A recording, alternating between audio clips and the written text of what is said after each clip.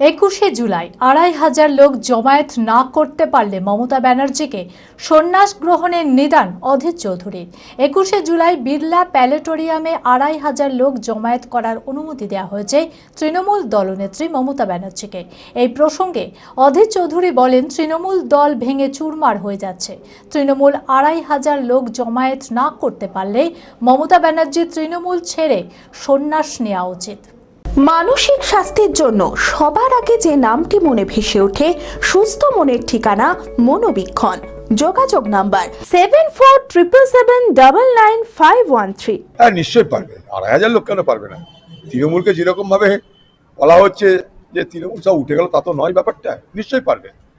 এখন তিনি মমতা ব্যানার্জির হয়তো আরো বেশি করার ক্ষমতা ছিল, তার জন্য হয়তো জায়গায় বড় চেয়েছিল, আমি সেটা জানি না।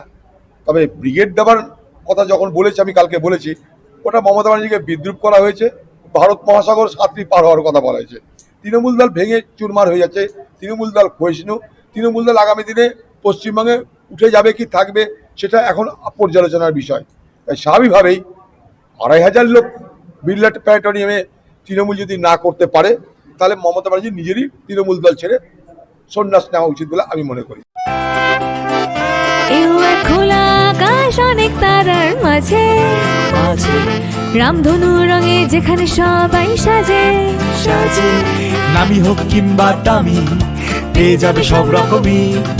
ছোট হোক কিংবা বড়, কেনাকাটা হোক আরো আরো। নতুন ফ্যাশনে নতুন tradition, Libas family store. Libas Libas Libas family store. নিবাস কাটাই বহরমপুর মুর্শিদাবাদ।